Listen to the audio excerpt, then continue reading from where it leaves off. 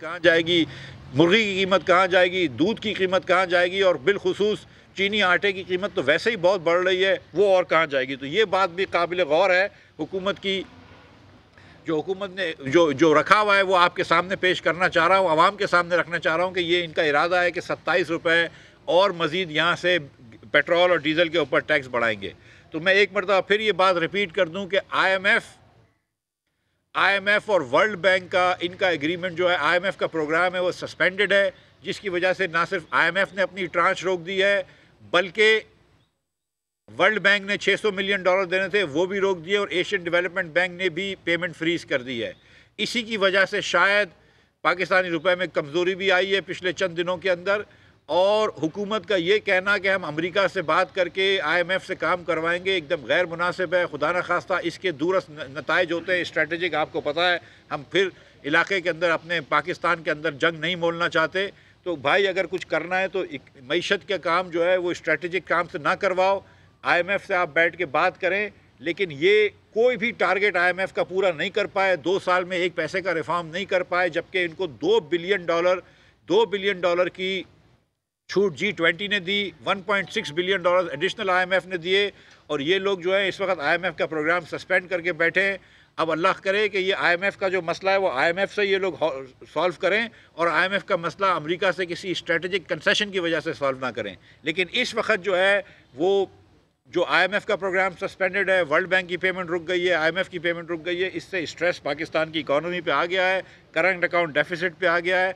और मैं आखिर में एक मरतबा फिर गुजारिश करता हूँ हुकूमत से कि जो इस तरह इन्होंने शहबाज शरीफ की ये डिमांड मान के दूध के पाउडर के ऊपर ड्यूटी कम करी है, सेल टैक्स कम किया है, इसी तरह मेडिकल अलाउंस के ऊपर एम्प्लॉइज़ के जो है वो फिल फॉर अनाउंस कर दें कि मेडिकल अलाउंस के ऊपर टैक्स नहीं लिया जाएगा, और अगर वो चाहें तो स्टॉक मार्केट में 12.5 से वापस 15 कर दें, हम उसकी कोई मजम्मत नहीं करेंगे। बहुत शुक्रिया।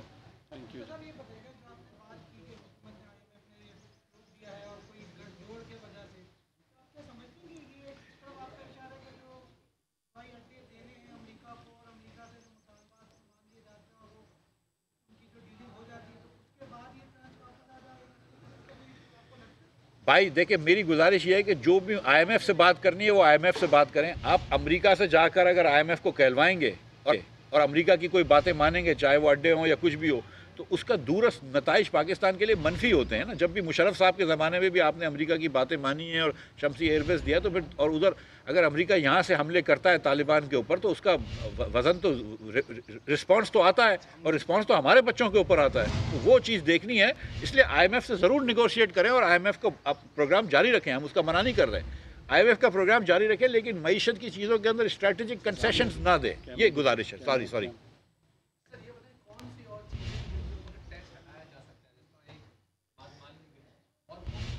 भाई, जब मैं वज़ीर ख़जाना था तो मैंने टैक्स कर दिया था नौकरी पेशा लोगों के ऊपर 15, 10 और 5%, और पहले लाख रुपए को छोड़ दिया। टोटल फ़र्क उसका आ रहा था 80 अरब रुपए।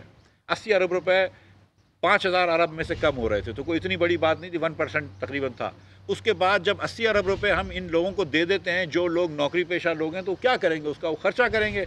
जब आप उसका कुछ खर्च करेंगे तो वापस 17% टैक्स मुझे आ जाएगा उसमें से, तो 20-25 अरब रुपए मुझे और आ जाते। तो ये इसके और उसके बाद हमने कहा था कि आप गाड़ी और बंगला नहीं खरीद सकते अगर, तो आपकी नेट फैलती। मैं समझता हूँ कि पाकिस्तान में टैक्स रेट्स, अगर टैक्स रेट्स कम कर देंगे तो लोग अपनी इनकम ज़्यादा डिक्लेयर करेंगे। अभी अगर एक जोड़िया बाज़ार के अंदर एक दलाली करके आदमी 2 करोड़ रुपए कमाता है, उसको आप बोलते हैं कि तुम 35% टैक्स दो, तो 2 करोड़ रुपए छुपा लेता है। अगर आप बोलेंगे कि 10 या 15% टैक्स दो, तो 2 करोड़ रुपए डिक्लेयर करेगा, आपको 20-25 लाख रुपए टैक्स भी मिल जाएगा, वो भी इज्जत से रह सकेगा। 2 करोड़ रुपए अगर वो कमा रहा है तो खर्च कर सकता है, फ्लैट खरीद सकता है, गाड़ी खरीद सकता है। जी बहुत शुक्रिया। बहुत शुक्रिया आप लोग।